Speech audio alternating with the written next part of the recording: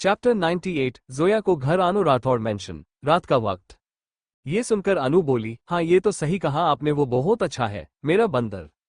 अनु इतना कहकर विराज की तरफ एक दफा देखकर अपने फोन में नजरें घा देती है। वो जानना चाहती थी कि विराज क्या करेगा। आखिर वो इतने दिनों से उसे मिलने के लिए कितनी बार कोशिश की पर नहीं, विराज ने तो कसम खाई हुई थी। वो अभी विराज से नाराज थी। वो यही सब सोचते हुए अपने फोन में नजरें घा रखी थी। वहीं विराज के तो तन बदन में जैसे आग लग गई थी। वो मन में बोला, मेरा बंदर, और तो और एक बार यह नहीं कहा कि उसकी कोई शादी नहीं हुई है, पर नहीं इसे कोई फर्क नहीं पड़ता। एक बार मुझसे यह नहीं पूछा कि क्यों तुमने ऐसा किया। उसने अनु को देखा जो आराम से फोन देख रही थी। वो यहां से जाना चाहता था पर अंदर के गुस्से को कंट्रोल नहीं कर पा रहा था, और अगले ही पल उसने अनु का हाथ पकड़ और उसे अपनी तरफ खींच लिया। ये सब इतनी जल्दी हुआ कि उसे संभलने का मौका ही नहीं मिला और वो सीधे उसके चेस्ट से टकरा गई। अनु घुटनों के बल बेंच पर खड़ी थी। वो नजरें उठाकर विराज को देखती है जो अभी गुस्से में था। विराज अनु के हाथ को मोड़कर अनु की पीठ से सटा देता और उसे अपने बेहद करीब कर लेता है। वो अब इतना पास थे कि उन दोनों की नाक एक दूसरे से टच हो रही थी। दोनों की सांस तेज चल रही थी। अनु उसे हैरानी से देखने लगती है। वो हिम्मत करके कहा, यह क्या बदतमीजी है मिस्टर ओबरॉय, छोड़िए ये मोह। इससे आगे कुछ कहती कि उसकी आवाज गले में रह गई। विराज ने उसके होठों को अपने होठों से लॉक कर दिया था। अनु हैरानी से विराज को देख रही थी और उसे छूटने की कोशिश कर रही थी क्योंकि विराज उसे बहुत रूडली किस कर रहा था। वो उसे किस कम और बाइट ज्यादा कर रही था। अनु को बहुत दर्द हो रहा था। वो छूटने के लिए झटपटा रही थी पर विराज तो पूरी शिद्दत से अपने गुस्से को निकाल रहा था। अनु की अब सांसें उखड़ने लगी थी पर विराज नहीं रुका। कुछ देर बाद विराज अनु से दूर हुआ तो अनु लंबी लंबी सांसें लेने लगी थी। उसके होंठ सूज गए थे और उसके होठों से खून निकल रहा था। विराज अपने होठों को छूता है जहां पर खून लगा हुआ था। वो अनु को देखता है जिसके चेहरे पर दर्द साफ साफ दिखाई दे रहा था। वो आगे बढ़कर अनु के होठों पर से खून चूसने लगता है और उसे अलग हो जाता है। अनु उसे देखकर बोली, वैम्पायर हो क्या? विराज टेढ़ा मुस्कुराते हुए कहा, अभी तक तो नहीं, पर अगली बार मुझे वो साहिल सिंघानिया तुम्हारे आसपास भी दिखा या उसका नाम तुम्हारे मुंह से सुना तो मुझे राक्षस बनने में देर नहीं लगेगी। अनु कुछ बोलने को हुई तो विराज उसके गाल पर हाथ रख सहलाते हुए बोला, सो जाओ अब, अपने इस छोटे से दिमाग में ज्यादा जोर देने की जरूरत नहीं है। हम इतना कहकर वो उसके फोरहेड पर किसकर उसे बेंच पर लेटाकर ब्लैंकेट से अच्छे से कवर कर लाइट बंद कर वहां से निकल जाता है। हालांकि उसका मन तो नहीं था अनु से दूर जाने का, पर फिर भी वो कुछ सोचकर वहां से निकल जाता है। वहीं रोहित कपड़े पहनकर डोर हल्का सा खोलकर बाहर देखता है। बाहर कोई नहीं था। ये देखकर उसकी जान में जान आती है। वो बाहर निकलकर जल्दी से मेन डोर की तरफ जाते हुए बोला, आजकल किसी का भरोसा नहीं करना चाहिए। गुंडी, मैं तुम्हें छूडूंगा नहीं, पर फिलहाल तो मुझे अपनी इज्जत खतरे में है, उसे बचाना है। ये सब कहते हुए उसने डोर बंद कर बेंच पर लेट गया। बेंच पर लेटते ही उसे नींद आ जाती है। कुछ देर बाद बेंच के पीछे से रूबी बाहर निकलकर रोहित को देखती है और मुस्कुराते हुए उसके पास लेट जाती है और उसे कसकर पकड़कर बोली, छूडू गई तो मैं भी तुम्हें भी नहीं, चिंदी चोर। इतना कहकर वो अपना सर उसके गर्दन में छुपाकर आंखें बंद कर देती है। वहीं कोई था जिसकी आंखों में आज नींद नहीं थी और वो थे रणवीर सिंह राठौड़। वो अपने हाथों में वाइन का ग्लास लेकर बालकनी में खड़े होकर कुछ सोच रहे थे। उन्होंने कितना गलत किया था आर्द्र के साथ। उस माया के बहकावे में आकर माया ने जो कहा वो मान लिया। ऊपर से वो जयाजी का मौत का जिम्मेदार भी ठहरा रहे थे। माया ने उस वक्त ये कहकर उन्हें उसका यह था कि आर्द्र उसके पोर्टी के पीछे पड़ा है और वो लक्ष्य को और उसे भी मार डालेगा। और उसकी बातों पर भरोसा करके ही तो उसने आरव और आर्द्र को कई बार कोशिश कर चुका था। पर हालांकि उस एक एक्सीडेंट में भी उन दोनों की मौत नहीं हुई, उल्टा लक्ष्य उसकी तरफ खिंचाता गया और रणवीर से नफरत करता गया। और आज नफरत इतनी बढ़ गई थी कि वो उसे नजरें तक नहीं मिलाना चाहता था, और इसी वजह से वो जया से भी नजरें मिलाने की भी कोई ताकत नहीं थी। अगली सुबह राठौड़ मेंशन सुबह के 10 बजे थे। जया जी को हॉस्पिटल में से राठौड़ मेंशन में स्विफ्ट कर दिया था। घर पर ही साथ में एक नर्स अपॉइंट की थी। अभी उनकी तबीयत ठीक नहीं हुई थी। कमजोरी और जख्मों के निशान अभी ठीक होने में कुछ वक्त लगेगा। सभी लोग उनके रूम में खड़े थे। रणवीर सिंह, अनु, रोहित और रूबी वहां पर नहीं थे। जोया जी हेडरेस्ट से सर टिकाकर सबको देख रहे थे। इतने सालों बाद अपने परिवार को देखकर उनकी आंखें नम हो गई थी। दादी और लक्ष्य उनके पास बैठे हुए थे। दादी जया जी के सर पर हाथ रखते हुए बोली, बेटा तेरी कमी हमें हमेशा से खली है। देख तेरा परिवार आज सालों बाद एक साथ है। सब लोग जया जी को देख रहे थे। वो बोली, माँ मुझे ये सब देखकर विश्वास नहीं हो रहा है। मुझे यह एक सपने की तरह लग रहा है। ये सुनकर लक्ष्य तुरंत उन्हें जोर से चिमटी काटता है। ऐसा करते ही जया जी अपना हाथ सहलाने लगती है। वो बोली, यह क्या हरकत है नालायक, इतनी जोर से कौन चिमटी काटता है? और उसके सर पर एक चपत लगा देती है। ये सुनकर लक्ष्य मुंह बनाते हुए बोला, यहाँ मोम में तो बस बता रहा था कि आप सपना नहीं देख रही थी। हर कोई मुझे परेशान करते रहते हैं। फिर उसकी नजर आर्द्र और माही पर पड़ती। वो झट से खड़ा होकर बोला, मुझसे सिर्फ एक ही प्यार करता है। जया जी भी लक्ष्य की नजरों का पीछा करते हुए वहां देखती है तो आर्द्व और माही वहां खड़े थे। माही ने आज बेबी पिंक कलर की साड़ी पहनी हुई थी, वो बहुत ही प्यारी लग रही थी। लक्ष्य माही और आर्द्व को गले लगाकर बोला, बस दुनिया में यही है जो मुझसे प्यार करते हैं, भाई भाभी आई लव यू, वो और कसकर दोनों को पकड़ लेता है। माही और आर्द्व दोनों अपना गला छुड़ाने की कोशिश कर रहे थे। आर्द्व बोला, बस कर मेरे भाई, तेरा ये प्यार हमें परलोक सिधार देगा। ये सुनकर लक्ष्य जब से उन दोनों को छोड़ देता है, ऐसे लक्ष्य के छोड़ने से दोनों लड़खड़ा जाते हैं और दोनों लंबी लंबी सांसें ले रहे थे। लक्ष्य उछलकर पीछे होते हुए बोला, सॉरी सॉरी, लगता है कुछ ज्यादा ही स्वीट हो गया हूं, पर स्वीट हेल्थ के लिए अच्छा नहीं होता, ध्यान रखना। हाँ, मैं इतना कहकर वो वहां खड़ा हो जाता है। आर्द्व और माही दोनों का मन उसे पीटने का कर रहा था और वहीं बाकी सब मुंह दबाकर हंस रहे थे। जया जी इशारे से माही को अपने पास बुलाते हैं। माही आर्द्व की तरफ देखती है तो आर्द्व पलके झपकाकर हाँ में इशारा करता है। माही उनके पास जाकर बैठ जाती है। जया जी माही के सर पर हाथ फेरते हुए कहा, कौन हो तुम? आर्द्व की गर्लफ्रेंड हो या मंगेतर जो भी हो, इस नालायक में ऐसा क्या देखा तुमने जो इसे पसंद कर लिया? देखो, अगर तुम इसे छोड़ना चाहती हो तो छोड़ सकती हो, अभी वक्त है अपनी गलती सुधारने का। एक नंबर का खड़ूस इंसान है, प्यार से बात तक नहीं करता है, एक नंबर का अनरोमांटिक पर्सन है। ये सुनकर माही झट से आर्द्व की तरफ देखती है और फ्लो में वो बोली, नहीं ऐसा बिल्कुल नहीं है। ये सुनकर सभी हैरानी से माही और आर्द्व को देखते और फिर जोर जोर से हंसने लगते हैं। माही तो शर्म से अपना सर नीचे कर लेती है, उसके गाल हल्के गुलाबी हो गए थे। तभी आर्द्व बोला, क्या बड़ी माँ, आप तो आते ही अपने बेटे की लंका जलाने लगी। मैं तभी बंसी बिच में बोली, मामी जी आप ना लेट हो गई, माही भाभी को सच बताने में कोई भाई और भाभी की शादी हो चुकी है। ये सुनकर जयाजी माही को देखते हुए बोली, अगर शादी हो गई है तो शिगार कहाँ है बेटा तुम्हारा? मुझे गलत मत समझना, कोई मैं पुराने ख्यालातों की हूँ। तुम्हें सिंदूर और मंगलसूत्र तो पहनना जरूरी है, मंगलसूत्र की जगह एक सुहागन स्त्री के लिए पहनने से उसके रूप को और निखार आता है। तभी वैशाली जी बीच में बोली, भाभी ऐसा कुछ नहीं है जैसा आप सोच रहे हैं, वो बहुत अच्छी है और अपने संस्कार को मानने और निभाने वाली है। तो फिर? जोया जी बोली। तभी विराज बोला, इन दोनों ने कोर्ट मैरिज किया है। सभी लोग हाँ में सर हिला देते हैं। ये सुनकर जोया जी हैरानी से पूछा, क्या कोर्ट मैरिज? जोया जी बोले, बेटा हमें तो नहीं पता था, पर अब तुम दोनों की शादी करवाए गए। तभी लक्ष्य बोला, मतलब रॉयल वेडिंग। सब हाँ में सर हिला देते हैं।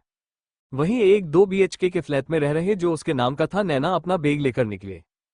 तभी उसे सामने विशाल खन्ना दिख जाता है। क्या होगा अब आगे जानने के लिए सुनते रहिए परिक्रमा करते दिल इश्क का अनोखा हमसफर 1, एक दिलचस्प लव स्टोरी। तो मिलते हैं नेक्स्ट एपिसोड में। Hand waving chapter 99। वहीं नैना एक 2 BHK के फ्लैट में रह रहे जो उसके नाम का था, नैना अपना बैग लेकर निकले। तभी उसे सामने विशाल खन्ना दिख जाते हैं। उनके चेहरे पर अब वो तेज नहीं रहा था जो पहले था। उनका सब कुछ बैंकक्राफ्ट हो गया था। उनकी किस्मत कहें या आर्द्व की मेहरबानी जो आज वो सड़क पर नहीं थे। विशाल खन्ना नैना के पास आते हुए बोले, बेटा आप इतने दिनों से कहाँ थी और आप कहाँ जा रही है? नैना बिना एक्सप्रेशन से विशाल खन्ना को देख रही थी। वो बोली, आपने मोम को मार डाला था और गलती राठौड़ की बता दी, और इसी वजह से भाई का कोई अता पता नहीं है। आपको सिर्फ अपने पैसे दिखाई दे रहे थे, पर मुझे मेरा भाई चाहिए, और अगर भाई को कुछ भी हुआ तो ना मैं आपको छोड़ूंगा ना ही उस आर्द्व सिंह राठौड़ को। आप प्रे करो कि भाई ठीक हो। इतना कहकर वो वहां से निकल जाती है। विशाल अपना सर पकड़कर काउच पर बैठ जाता है। राठौड़ मैंशन में रोहित हड़बड़ी में तैयार हो रहा था। उसके उठने से पहले ही रूबी चली गई थी। ऐसा नहीं था कि उसे डर लगता था, पर अभी वो राठौड़ मैंशन में थी इसलिए वो चली गई थी। रोहित बाहर निकलते हुए बोला, पता नहीं आज मेरे अंदर लक्ष्य सर की आत्मा आ गई थी जो मैं मिनी कुंभकर्ण की तरह सोता रहा। आज तो पक्का मेरे खडूस बोस मुझे मार डालेंगे। ऐसे ही बड़बड़ाते हुए बाहर निकल जाता है। वहीं आर्द्व और माही के रूम में माही मुंह फुलाकर बेड पर बैठी थी और आर्द्व अपनी फाइल्स ले रहा था। वो माही को देखते हुए बोला, वाइफी हमें लेट हो रहा है। माही आर्द्व को घूर कर देखती है और बोली, आर्द्व आपको मेरी बात कभी माननी ही नहीं होती, बस हर बार अपनी चलावो। बड़ी माँ इतने सालों बाद आई है, दादी इतना प्यार से कह रही है यहाँ रोकने के लिए, पर आपको किसी की भी सुननी नहीं है। आर्द्व माही के सामने हाथ बांधकर खड़े होकर बोला, वाइफी हमें अभी निकलना है, अगर तुम नहीं मानी तो मैं तुम्हें उठाकर लेकर जाऊंगा। माही आर्द्व के सामने खड़े होकर बोली, आर्द्व तुम्हें मनना भी नहीं आता, हमेशा सिर्फ जबरदस्ती करते रहते हैं। माही बोल ही रही थी कि उसका फोन बार बार रिंग हो रहा था। वो झुंझला कर फोन उठाकर बोली, क्या हुआ अनु, तुम्हें भी चैन नहीं है क्या? सामने से अनु की आवाज आए, ओ मैडम अपने हबी का गुस्सा अपने हबी पर निकालना, और एक बात, अगर तुझे चैन से रहना हो तो रह, पर एक बात बता दो। तभी माही झुंझला कर बोली, क्या तब से एक बात किए जा रही है, बता गई आगे? तभी अनु बोली, हाँ बोल तो रही हूँ। वो आज हमें जाना है ना इंटर्नशिप के लिए, तो पक्का बता दे कि करना क्या है, नहीं तो फिर से जीजू गुस्सा ना हो जाए। ये सुनकर माही घूरकर आर्द्व को देखती, जो परेशान सा बार बार अपनी नजरें घड़ी में देख रहा था। माही अनु से बोली, मैं आ रही हूँ। इतना कहकर वो जल्दी से क्लोजेट रूम में चली जाती है। वहीं आर्द्व माही को देखकर ऐसा लगा कि वो आने के लिए मान गई है। ये सोचकर वो रूम से बाहर निकल जाता है तो सामने उसे लक्ष्य मिल जाता है। ऐसा लग रहा था कि लक्ष्य भी आर्द्व के रूम की तरफ ही आ रहा था। लक्ष्य आर्द्व को देखकर अपने दांत दिखाते हुए कहा, भाई क्या हुआ, आपका चेहरा यूं मुरझा क्यों गया है? आप दोनों यहाँ रोकने वाले हो ना? आर्द्व गहरी सांस लेकर बोला, नो आई नो दैट कि बड़ी माँ को बुरा लगेगा, पर माही की सिक्योरिटी मेरे लिए मायने रखती है। फिर वो लक्ष्य को देखता जिसने नेवी ब्लू कलर का बिजनेस सूट पहना हुआ था।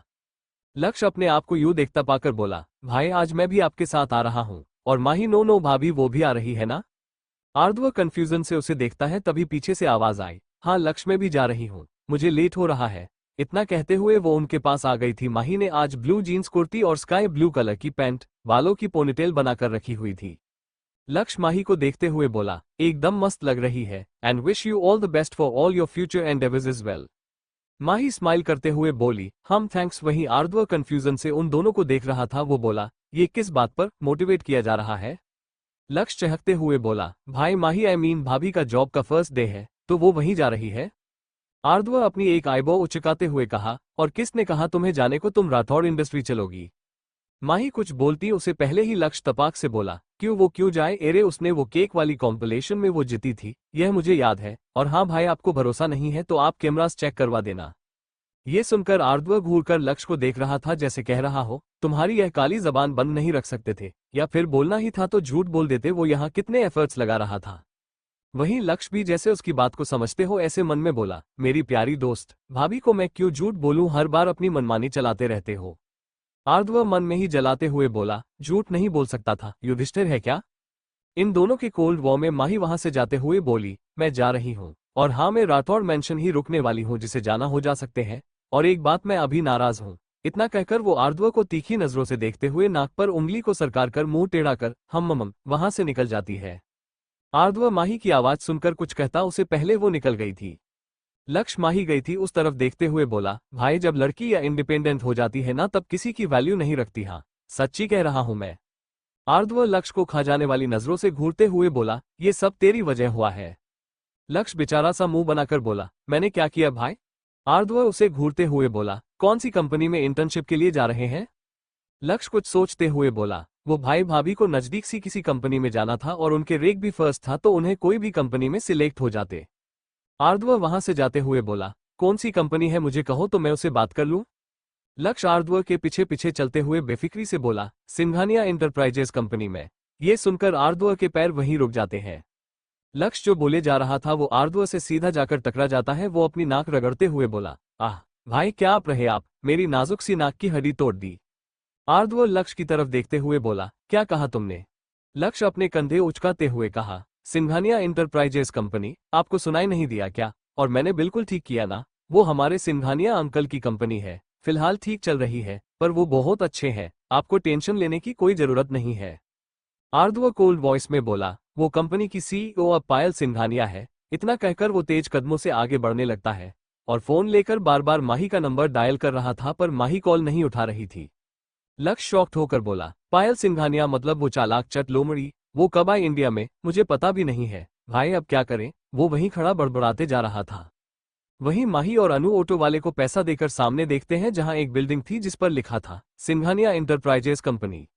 माही वहां के आसपास का नजारा देखने लगती है और वहीं अनु अपनी घड़ी में टाइम देखते हुए बोली, चल मेरी बहन बाद में देख लेना नजारे, पहले अंदर जाते हैं, नहीं तो पहले ही दिन लेट हो जाएंगे। अच्छा है 12 बजे का वक्त था, अभी 11:55 हुए हैं। इतना कहकर वो माही का हाथ पकड़कर अंदर की तरफ भागती है। अंदर जाकर वो हौंफते हुए दोनों रिसेप्शनिस्ट के पास जाकर माही बोली, हाँ न्यू इंटर्न है, हमें कहाँ जाना है? रिसेप्शनिस्ट एक लड़की थी, वो बोली, हेलो मैन, आप कॉरिडोर में से होकर 2 फ्लावर पर जाएं, न्यू एम्प्लॉय वहीं अपना वर्कआउट करते होंगे। आप भी प्लीज अपनी अपनी चेयर ले लें, नहीं तो मैम को खाली बैठे लोग पसंद नहीं है, वो आप सबसे शाम को मिलेगी। माही स्माइल करते हुए बोली, thank you for your consul. ये सुनकर रिसेप्शनिस्ट स्माइल पास करती हैं और वहां से अनु और माही दोनों लिफ्ट में से सेकंड फ्लोर पर चले जाते हैं और अपनी अपनी डेस्क पर बैठ जाते हैं, जहां ऑलरेडी बहुत सारी फाइल रखी हुई थी। वो दोनों आमने सामने उनकी ड्रेस थी, वो दोनों के होश उड़ गए थे। फाइल्स देखते हुए माही बोली, it's our work, carry on. इतना कहकर वो अपनी नजरें फाइल्स में घड़ा देती है और अनु भी मुंह बनाते एक नजर माही को देखकर एक फाइल उठा देती है। तो आगे किया होगा जानने के लिए सुनते रहिए परिक्रमा करते दिल इश्क का अनोखा हमसफर 1, एक दिलचस्प लव स्टोरी। तो मिलते हैं नेक्स्ट एपिसोड में। हैंड वेविंग चैप्टर 100, रणवीर और जया का पास्ट।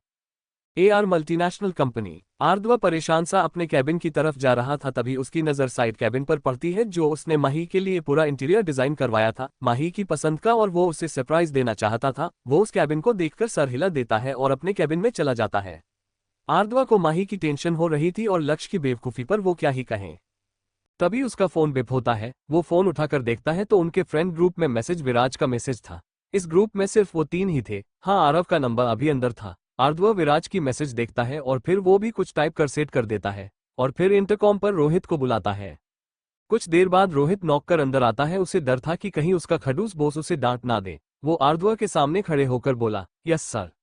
आर्द्वा रोहित को देखकर बोला, आज कोई मीटिंग? रोहित अपनी फाइल चेक करते हुए बोला, सर आज आपकी मीटिंग मिस्टर राव से है, उसके बाद कैफे में मिस आनंद के साथ एंड न्यू एम्प्लॉय से मीटिंग, अभी सब आपका वेट कर रहे हैं, और राठौड़ इंडस्ट्री में लक्ष्य सर मीटिंग कर लेंगे।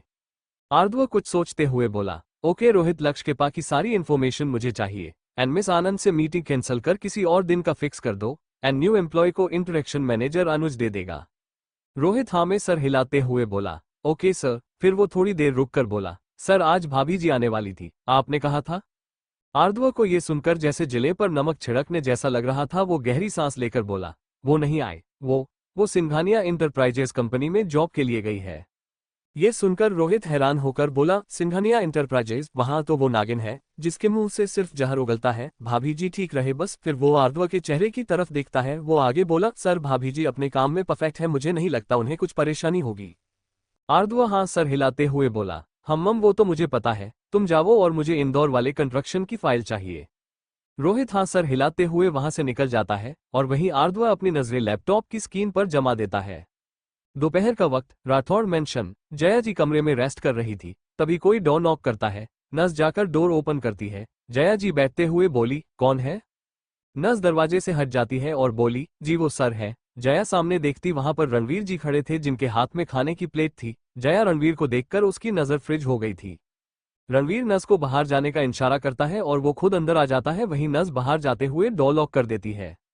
रणवीर की आंखों में भी एक झिझक थी, एक बेचारगी, एक पछतावा था। वो जया जी के पास बैठकर नाइट स्टैंड पर प्लेट रखकर उनका हाथ पकड़कर जया जी के हाथ पर अपना हाथ रखते जिसे जया जी होश में आती हैं। उनकी आंखों में से एक कतरा बह जाता है। वो दोनों ऐसे ही एक दूसरे की आंखों में देखने लगते हैं। फिर रणवीर जी चुप्पी तोड़ते हुए बोले, कैसी हो? नाराज हो मुझसे? उस दिन अगर मैंने तुम्हारी बात मानी होती तो आज ये सब नहीं होता। आई सॉरी। फिर वो फिका सा मुस्कुराते हुए बोले, बहुत गलती या हुई है मुझसे, शायद उसकी माफी भी जायज नहीं है। तुम मुझे माफ करोगी? मैं अपनी गुनाहों को की माफी मांगूंगा, मुझे जो सजा दो वो मंजूर है। तुम कुछ बोल क्यों नहीं रही हो? तुम मुझे माफ के रूप में सजा भी दे सकती हो। तुम उस दिन के बारे में सोच रही हो? जया जी अपनी आंखें बंद करते हुए कुछ सोचते हुए बोली, उस दिन हमारी एनिवर्सरी थी। फ्लैशबैक, 7 साल पहले, राठौड़ इंटरप्राइजेस कंपनी। जया जी रणवीर के कैबिन में बैठकर रणवीर का इंतजार कर रही थी। वो टाइम देखते हुए बोली, ये रणवीर कहाँ ये गए? 2 दिन से मिली नहीं हूँ। आज उन्हें याद तो होगा ना कि आज हमारी मैरिज एनिवर्सरी है, पर कोई नहीं, उन्हें इतना सारा काम होता है, भूल गए होंगे, मैं याद दिला दूंगी। वो बोल ही रही थी कि कैबिन का डोर ओपन होता है और रणवीर अंदर आते हैं। रणवीर को देखकर जया जी के फेस पर स्माइल आ जाती है, पर उसी पल गायब हो जाती है क्योंकि पीछे माया आ रही थी। रणवीर जया को देखते हुए बोले, तुम इस वक्त यहाँ पर? जया जबरदस्ती अपने चेहरे पर लाती है। पिछले कई दिनों से उन दोनों में माया की वजह से कुछ ठीक नहीं चल रहा था, पर आज वो अपनी शादी की सालगिरह खराब नहीं करना चाहती थी। वो बोली, आज हमारी शादी की सालगिरह है, आपको बहुत बहुत बधाई हो। आज हमारी शादी के 20 साल पूरे हुए हैं। पता है लक्ष्य बहुत खुश है, वो हम दोनों का होटल में इंतजार कर रहा है। रणवीर जी अपनी रेस्ट वॉच पर नजर फेरते हुए कहा, मेरे पास टाइम नहीं है, इन सब का तुम चाहो तो मना सकती हो, पैसे तुम्हें जितने चाहे उड़ा सकती हो। जया अपने गुस्से को कंट्रोल करते हुए बोली, रणवीर मुझे पैसे नहीं चाहिए, मुझे आपका वक्त चाहिए। फिर वो माया को घूर कर देखती है जो बेशर्म की तरह वहां खड़ी थी। रणवीर झुंझला कर बोला, तुम औरतों का कुछ ठिकाना नहीं होता, कभी पैसे चाहिए कभी वक्त। दिखाई नहीं दे रहा मैं कितना बिजी हूं? अब जरा का भी सब्र जवाब दे गया था। वो चिल्लाते हुए बोली, रणवीर ठीक का नाम मेरा नहीं बल्कि आपका नहीं रहा। आपको इस माया के साथ रंगरेलियां मनाने में से आपको टाइम मिले तब आपके पास टाइम बा। वो आगे कुछ बोलती उससे पहले ही उसने चेहरे पर एक थप्पड़ पड़ता। उसका चेहरा एक तरफ झुक गया था। वो अपने चेहरे पर हाथ रखते हुए सामने देखती जहां रणवीर गुस्से में था। वो बोला, अपनी यह घटिया सोच अपने पास रखो। मुझे जज करने की कोशिश मत करो। जया के आंखों में से आंसू निकल रहे थे। वो बोली, तुमने मुझे पर हाथ उठाया, वो भी इसके लिए। इतना कहते वो अपने कदम पीछे लेने लगती है। उसे ऐसा लग रहा था कि आज वो अपनी जान दे दे। वो पीछे जाते हुए फिर वो वहां से भाग जाती हैं। रणवीर अपना सर पकड़ लेता है। माया उसे पानी देते हुए बोली, रिलैक्स सर, उन्हें क्या पता आप कितने बिजी रहते। वो आप पर हमेशा इंतजाम लगाती रहती है। आप ना रिलेशन करिए, जस्ट रिलेशन। इतना कहते हुए उसके फेस पर एविल स्माइल आ जाती है। वहीं जया अपनी कार लेकर सीधा दौड़ा देती है।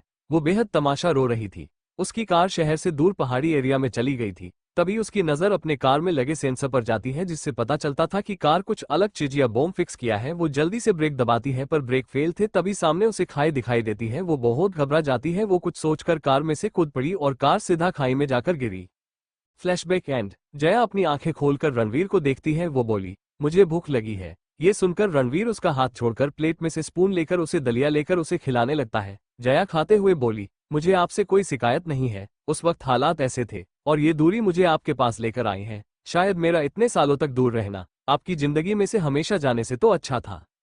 रणवीर यह सुनकर जया को अपने सीने से लगा देता है और उसके सर को सहलाते हुए वो बोला, आज भी तुम वैसी की वैसी हो। लक्ष्य तुम पर गया है, सबको आसानी से माफ कर देती हो। आई एम सॉरी, मैं तुम्हारी यह अच्छाइयां देख नहीं पाया। I am sorry. ऐसे ही दोनों कुछ देर बातें करते हैं। वहीं सिंघानिया इंटरप्राइजेज कंपनी। सब लोग हॉल में बैठे हुए थे। अनु माही से बोली, ये सिंघानिया कंपनी की मैडम मुझे पूरी पगलेट लग रही है। मतलब सीरियसली यार, लंच टाइम पर कौन मीटिंग रखता है। तू ना अपना डिसीजन चेंज कर दे, हम जीजू की कंपनी में चले जाते हैं। नहीं तो मैं अपनी कंपनी में चली जाती हूँ। अरे भाड़ में जाए सारे असूल, जो ऐसे काम करने पड़े। मैं जा रही हूँ। माही अनु का हाथ पकड़ते हुए बोली, खबरदार, अगर तू यहाँ से हिली तो भूखट कही कि मुझे पता है तुम्हें भूख लगी है, पर फिलहाल बैठ, फिर मैं तुम्हें पिज्जा और फेर की खिलाऊंगी। अनु कुछ बोली उससे पहले वो बोली, हाँ भाई, मेरे पैसों से खिला दूंगी। अब खुश। तभी सब लोग खड़े हो जाते हैं। ये देखकर माही और अनु भी खड़े हो जाते हैं। वो सामने देखते हैं। सामने एक लड़की जिसने रेड कलर का बिजनेस सूट पहना हुआ था, ब्लैक बूट, फुल मेकअप, खुले बाल। वो एक हाई क्लास लड़की थी, चेहरे पर एटीट्यूड। वो लड़की कहर ढा रही थी। माही उसे देखकर बोली, यहाँ ये तो वही है। तभी वो लड़की बोली, hello guys, my name is Payal Singhania, Singhania enterprises company की सीईओ एंड फ्यूचर चेयरमैन। मैं कोई और बातें किए बिना केम टू द पॉइंट। इस कंपनी के रूल्स एंड रेगुलेशन सबको फॉलो करने होंगे, otherwise no one is needed here and he can go from here, but remember that after he leaves he will not be worth going anywhere and other rules आपको बता दिए जाएंगे। Thank you, back to your work. इतना कहकर वो वहां से निकल जाती है। अनु माही को हिलाते हुए बोली, क्या हुआ? पायल सिंघानिया की स्पीच सुनकर तेरी स्पीच चली गई क्या? पर क्या लड़की थी ना, एकदम खड़ूस बोस, एंड लग भी क्या रही थी, एकदम प्रोफेशनल। कोई भी उसे देखकर फिदा हो जाए। अनु माही का हाथ पकड़कर कैंटीन की तरफ जाते हुए बोल रही थी, पर माही कुछ और ही सोच रही थी। वो मन में बोली, पायल सिंघानिया यह सही है, उस दिन आर्द्वा के साथ में गई थी, तब इसी ने मुझे कहा था कि वो आर्द्वा की फियोंसी है। और पायल ये नाम मैंने सुना है, पर कहा? हाँ, रिया के मुंह से उसने ही एक दिन कहा था। उस दिन मैं पूछने वाली थी, पर फिर मैंने उसकी बात पर भरोसा नहीं किया था। हम पर क्या आर्द्वा और पायल का कोई फास्ट है? माही फिर अपना सर झटकते हुए बोली, नहीं नहीं, ऐसा नहीं हो सकता। तू आर्द्वा पर शक कर रही है? शक नहीं कर रही हूँ, मैं उससे आज पूछ लूंगी। हाँ, यह सही है। इतना कहते हुए वो दोनों कैंटीन में चले गए थे और अनु ऑर्डर देने जा चुकी थी। क्या है आर्द्वा और पायल का राज? क्या होगा जब पता चलेगा माही को? क्या लाएगी पायल माही और आर्द्वा के रिश्ते में दर्रा जानने के लिए सुनते रहिए परिक्रमा करते दिल, इश्क का अनोखा हमसफर 1। एक दिलचस्प लव स्टोरी। तो मिलते हैं कल शाम 6 बजे।